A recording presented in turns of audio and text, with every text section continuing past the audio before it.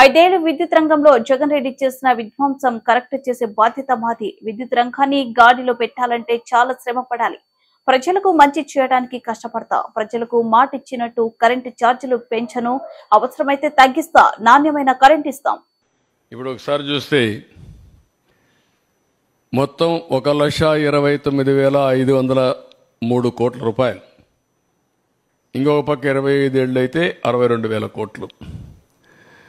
ఇంకొక పక్క investors confidence మొత్తం పోయింది. ఇప్పుడు ఏం చేయాలి? మొత్తం లేనిపోని అగ్రిమెంట్లు చేసి కూర్చున్నారు. ఇవన్నీ ఇప్పుడు మళ్ళీ ఎట్లా హ్యాండిల్ చేయాల్సిన అవసరం ఉంది.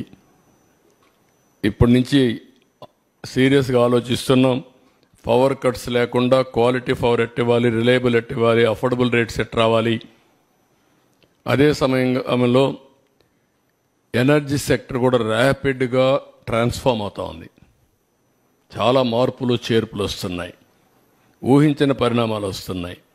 ఇవన్నీ కూడా అధ్యయనం చేసుకుని ఏదైతే ఒకప్పుడు 1.0 నేనే పవర్ సెక్టర్ రిఫార్మ్ తీసుకొచ్చాం, సెకండ్ పవర్ సెక్టర్ రిఫార్మ్స్ 2.0 తీసుకొచ్చాం, ఇప్పుడు 3.0 పవర్ సెక్టర్ రిఫార్మ్స్ ఎట్లా ట్రాన్స్ఫార్మ్ చేయాలనో, ఈ సెక్టర్ని ఎట్లా రివైవ్ చేయాలి, రీస్ట్రక్చర్ చేయాలి, రీబిల్డ్ చేయాలి, ఈ మూడు కూడా చేయాల్సిన అవసరం ఉంది.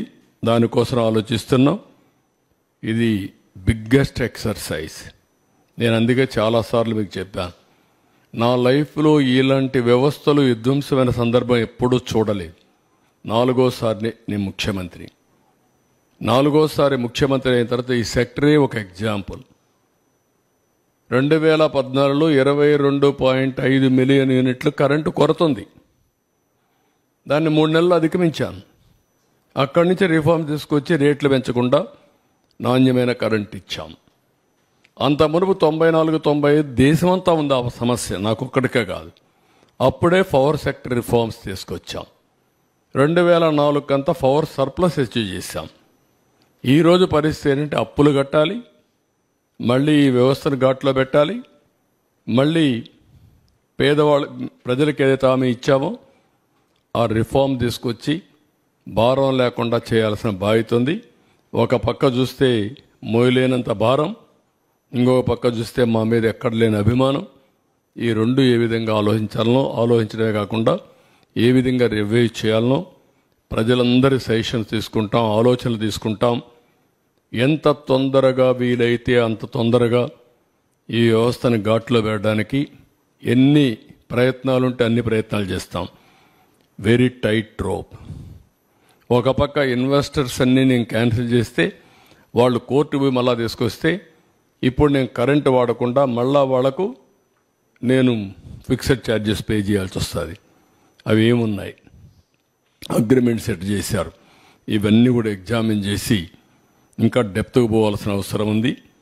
ప్రైమరీగా నేను ఇస్తానన్న వైట్ పేపర్స్లో ఇది ఒక ముఖ్యమైన వైట్ పేపర్. ఇది వైటల్ కూడా. పవర్ సెక్టర్ అనేది చాలా ముఖ్యం. ఎందుకంటే ఇంకా రాబోయే రోజుల్లో ఆల్ వెహికల్స్ అన్నీ కూడా ఎలక్ట్రికల్ వెహికల్స్ వచ్చేస్తాయి. ఎవ్రీవేర్ సోలార్ విండ్ వస్తుంది. ఇంకా మనం ముందుకు పోతే హైబ్రిడ్ మోడల్లో కానీ తయారు చేసుకోగలిగితే టోటల్గా కాస్ట్ కూడా తగ్గించే అవకాశం వస్తుంది. This is in brief.